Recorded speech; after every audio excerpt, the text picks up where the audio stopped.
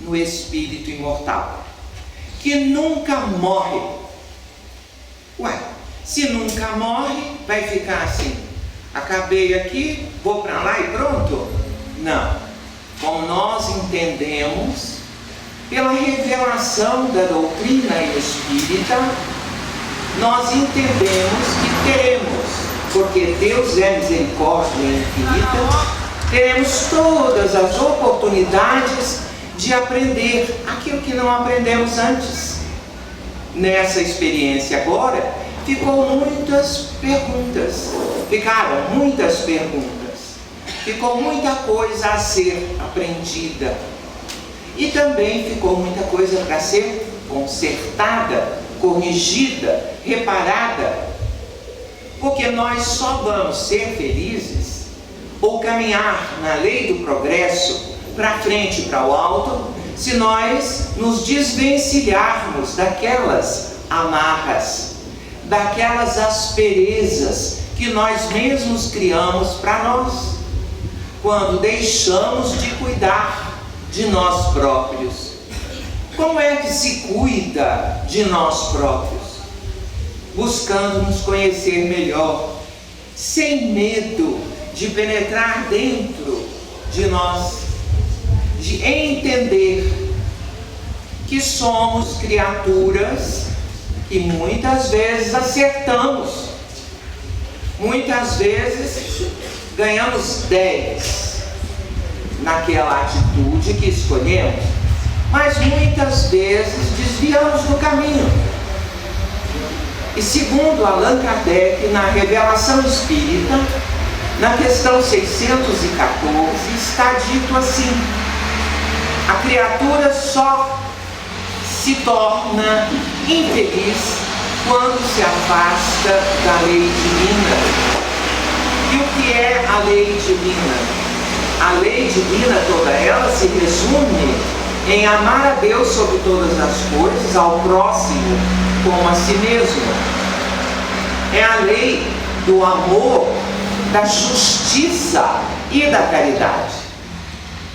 E a caridade, o que é?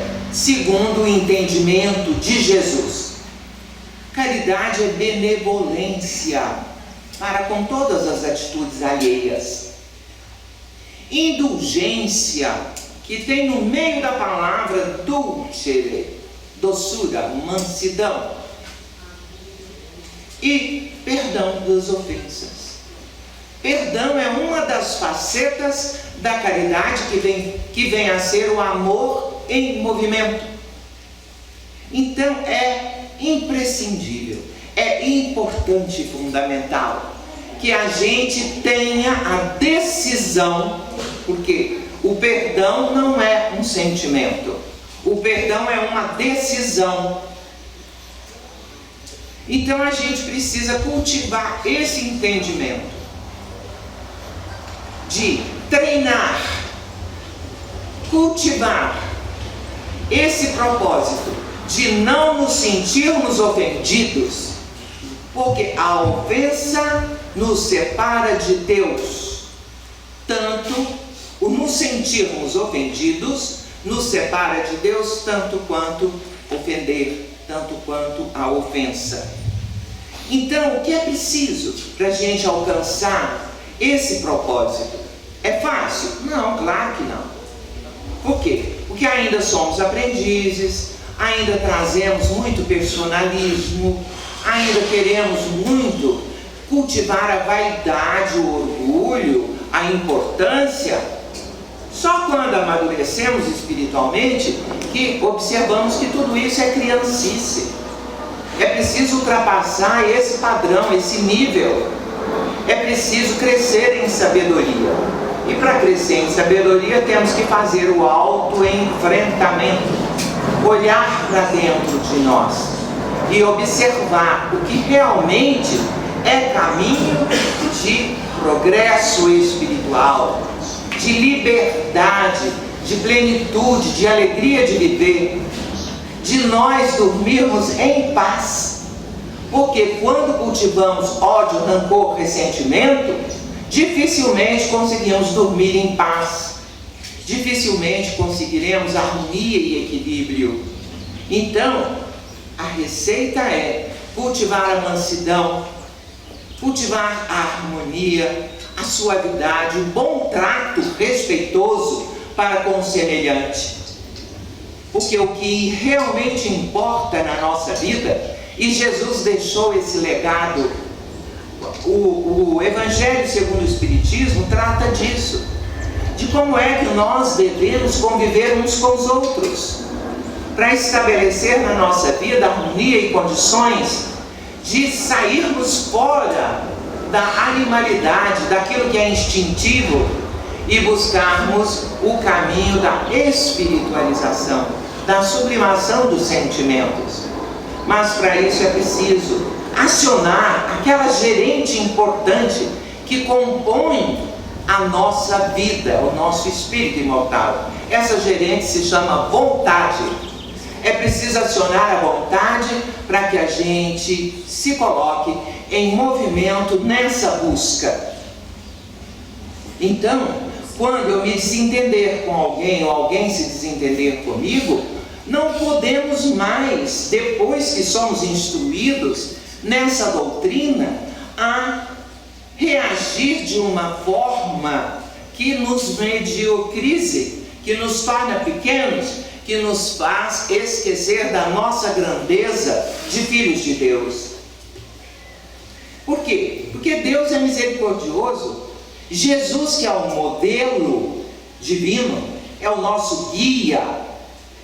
Lá na pergunta, quem é que Deus colocou na terra como espírito mais puro? Jesus, vede Jesus. Não é só Jesus, é vede Jesus. Por quê? Porque Jesus não é só o modelo. Não basta só admirá-lo, amá-lo, adorá-lo. Não. É preciso observar como é que ele viveu, como é que ele agiu. Então ele é guia. Sendo guia, ele mostra para nós as qualidades que precisamos imitar, que precisamos buscar. E quais as qualidades de Jesus que precisamos buscar imitar? Mas imitar sinceramente e sedimentar em nosso íntimo, para que isso se torne um hábito. Aqui no Evangelho que foi lido hoje, que começa o capítulo número 10, vejam a dedicação desse líder espiritual, desse mensageiro que trabalhou ao lado do Espírito de verdade, que é o próprio Cristo, como ele desenvolveu esse capítulo 10, que tem o nome Bem-aventurados os que são misericordiosos. Trata aqui do perdoai para que Deus vos perdoe. Será que Deus se sente ofendido? Não. Nunca Deus se sentirá ofendido.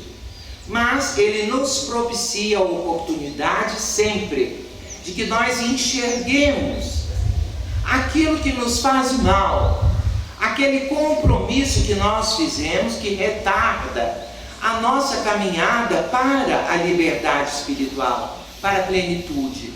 Ninguém de nós quer ficar preso, e a falta de perdão nos torna aprisionados, presos, impedidos de crescer, impedidos de ir para a frente.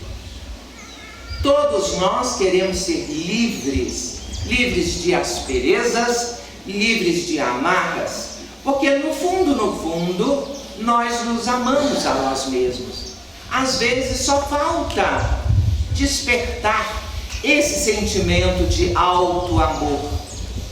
E por conta desse não despertar, adoecemos.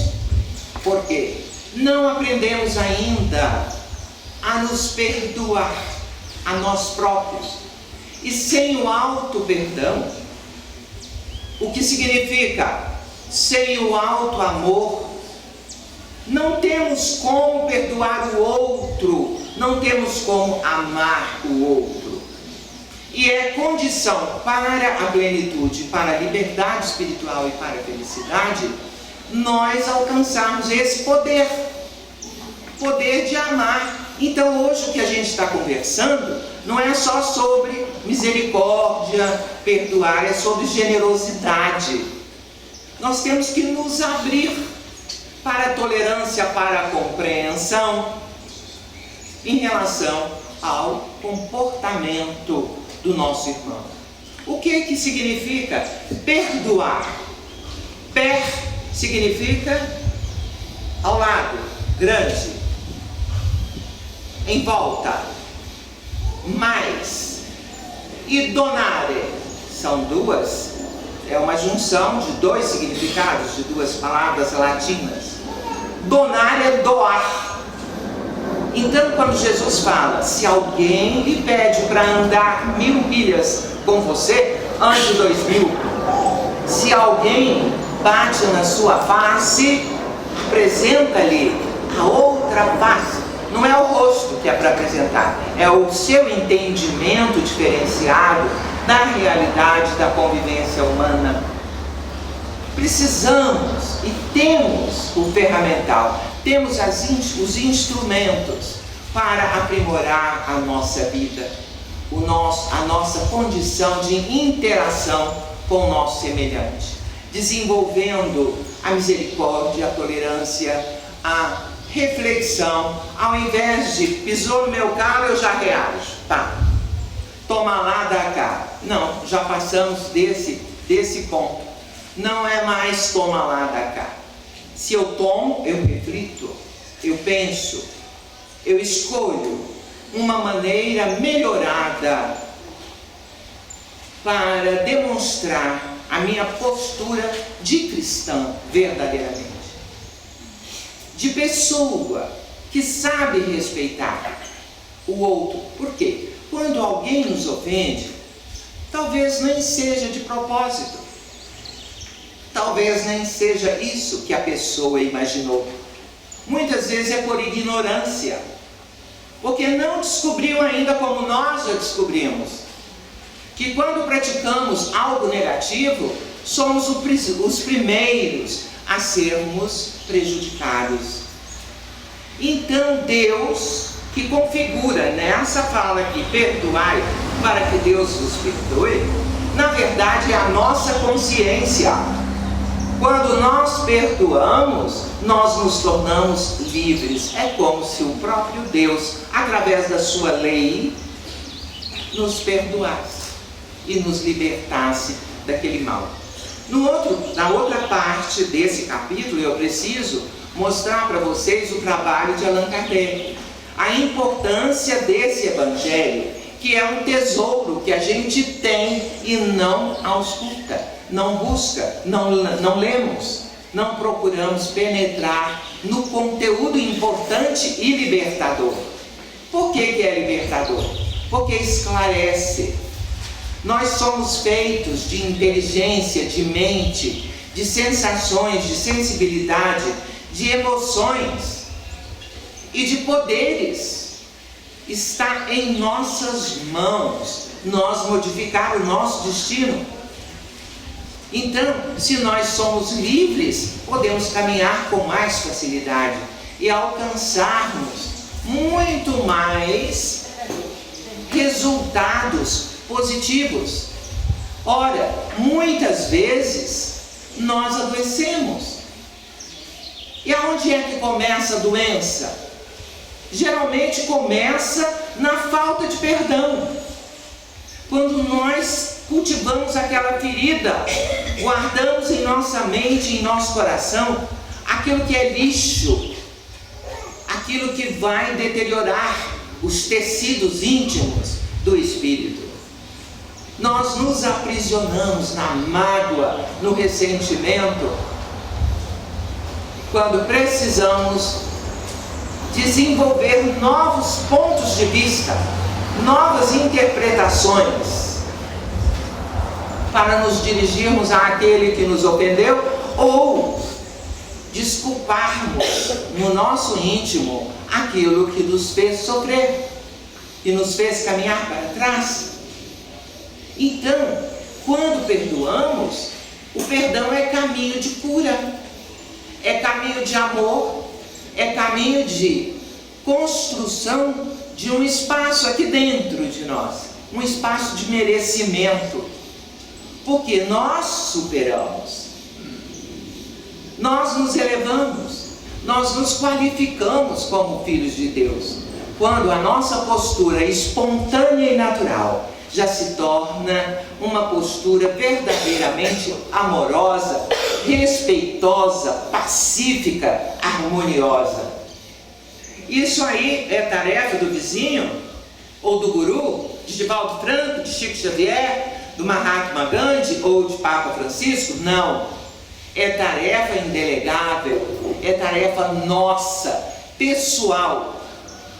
Porque o primeiro dever que a vida nos coloca é cuidarmos de nós próprios. Jesus disse: fazei brilhar a vossa luz. Ele não falou, seu vizinho vai acender a luz sua. Não. Nós é que temos que ter alto amor, compreensão de nós mesmos e trabalhar, porque ninguém vai evoluir, ninguém vai alcançar o entendimento necessário deitado, assistindo televisão, novela das 8, das 6, das 5. Não. Novela é muito bom, dá para assistir uma ou outra, mas é preciso reservar um tempo para refletir, para conhecer a nós mesmos, para buscar saber quais são as minhas paixões escondidas lá no fundinho e lembrar dos nossos deveres. Jesus exemplificou tudo que precisamos saber. E a Escritura Sagrada, a Bíblia Sagrada, já traz muitos exemplos, por exemplo, de amorosidade, respeito e perdão. Por exemplo, a história de José do Egito, que foi vendido pelos irmãos, que foi jogado num poço seco. Vocês pensam que ele ficou contaminado pela ofensa, pela dor? Não. Ele ergueu-se, perdoou e caminhou para frente até tornar-se governador do Egito. E salvou todo o povo hebreu, dando uma condição de que Moisés surgisse e libertasse o povo.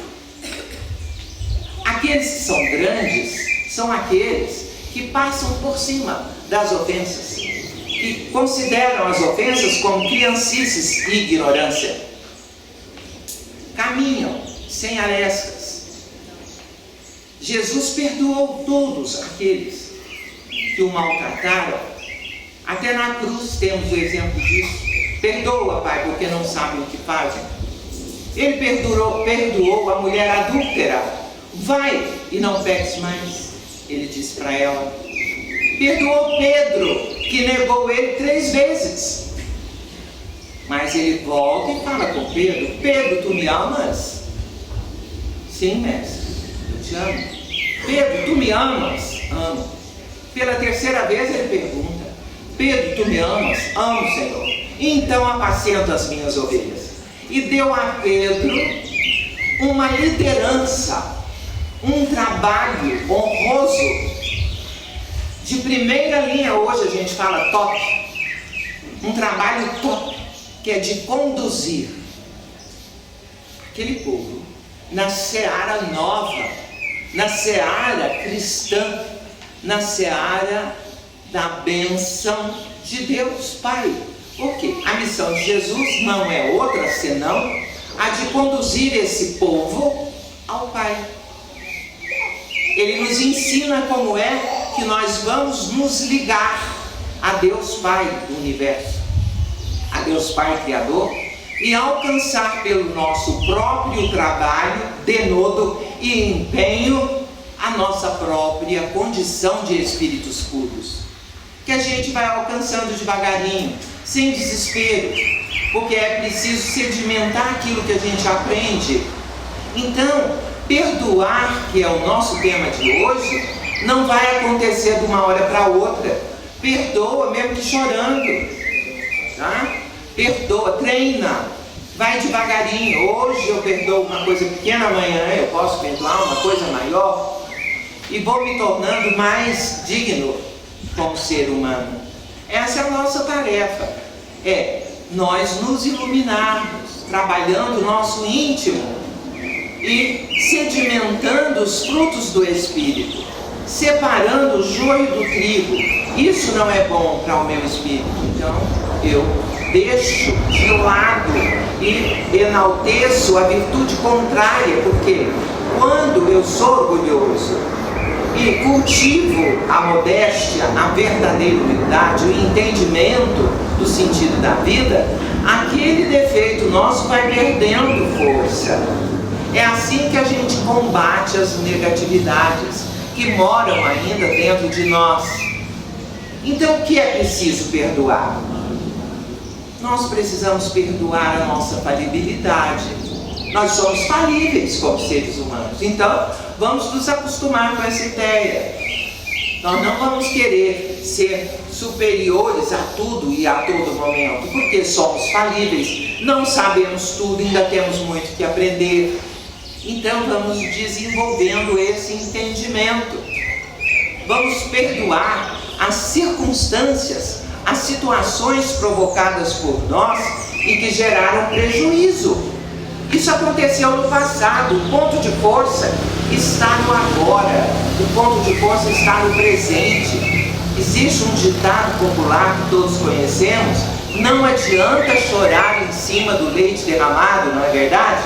Então, vamos trabalhar a partir de hoje, a partir de agora, para com força, com vontade, irmos diminuindo os nossos defeitos e desenvolvendo as nossas qualidades, os nossos potenciais. Porque é muito bom ter como modelo Jesus, mas Ele não fará por nós. O que Jesus pode fazer por nós? Está aqui o Evangelho com todas as lições. É só a gente se compenetrar do sentido dessas lições e irmos desenvolvendo a pouco e pouco todo esse potencial que já carregamos dentro de nós. Podemos fazer melhor? Sim. Então, a cada dia, vamos imprimir em cada pensamento nosso o melhor pensamento. Vamos nos desvincular daqueles que representam negatividade, estorvo.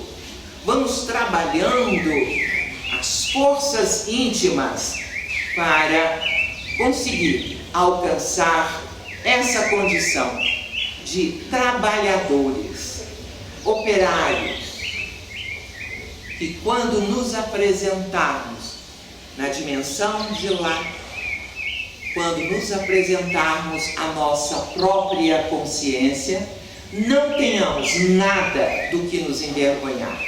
Quem disse isso foi o apóstolo Paulo de Tarso. Que nós nos apresentemos a Deus como operários, que não tenhamos nada do que nos envergonhar. Isso é muito bom, né? Isso mostra que é possível. Quando um avatar, um espírito de luz, como Paulo de Tarso, tem essa frase e faz publicar, significa para nós, isso é possível. Então vamos batalhar, vamos buscar essa realização importante.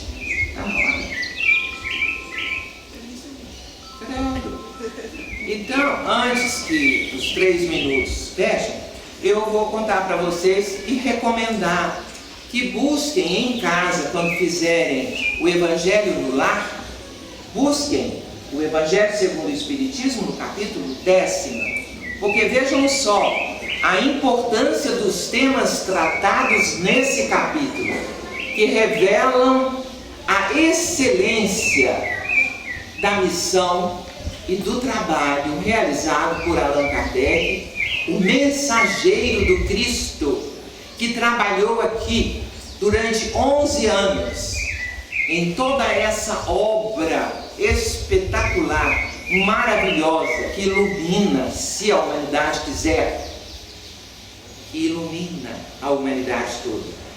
Então, mais adiante ele diz, reconciliar com os adversários. Então não adianta a gente só dizer, eu te perdoo.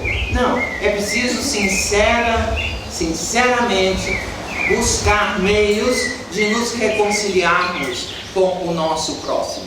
É por isso que Jesus diz, quando fores levar uma oferta ao templo, ao altar, se tiveres alguma questão com seu irmão, primeiro, vá lá, reconcilie com seu irmão enquanto estás a caminho com ele, e depois faça a sua oferenda a Deus.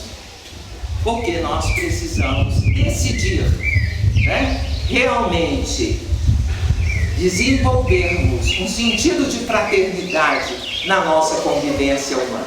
Não há outra forma de estabelecer pilar para o mundo vindouro sem o sentimento de fraternidade, de irmandade, de respeito com o nosso próximo. E isso nos leva a não corromper, a não roubar, a não mentir, a buscar a retidão em todos os nossos atos. Aí mais à frente ele diz, o sacrifício mais agradável a Deus. Então vocês vão escolher nessa semana um tópico desses para estudar no Evangelho em casa, quando fizerem reunidos uns com os outros. O argueiro e a trave no olho, não julgueis para não seres julgados. É claro que a gente tem inteligência para saber o que presta e o que não presta. Então, observar o que é errado não é julgar, é condenar o crime, mas não o que perpetrou. Nós não temos o direito de julgar a pessoa, mas avaliar aquela atitude, sim. Senão a gente fica de bobo da corte, né? Sem aprender nada. Atire a primeira pedra aquele que estiver sem pecado. Perdão das ofensas, a indulgência. É permitido repreender os outros, notar as imperfeições de outra pessoa, divulgar o mal do outro. Então, todo esse conteúdo está no capítulo 10º. E eu gostaria muito que vocês acatassem essa sugestão. Por quê? Porque o desafio de hoje, quem gostaria de me dizer aí, qual seria, depois de toda essa conversa, qual seria o desafio que nós deveríamos adotar para esse mês que está começando hoje, 1º de novembro, que ele seja abençoado? Quem gostaria de opinar? Qual é o desafio que devemos abraçar? Conheça-se próprio. Muito bem. Conheça-se a si próprio para poder se amar, para poder aprender o quê? Perdoar. A perdoar. Perdoar amplamente, né? Porque perdonar significa isso. Dar algo mais em favor da harmonia. Ajudar, estudar e aprender. E que maravilha! O senhor fez uma síntese. Ajudar o próximo é a caridade, o amor em movimento. Estudar é iluminar a nossa mente, o nosso conteúdo íntimo, dever nosso. E aprender. Depois que a gente estuda, a gente vai treinando e sedimenta aquele aprendizado, aquela orientação que sempre a gente recebe do alto, né? Os ensinamentos do nosso mestre e modelo Jesus. Agradeço muito de coração a cada um de vocês que aqui estão para estudarem conosco, né, essas questões que nos iluminam. Um bom dia a todos, uma boa semana.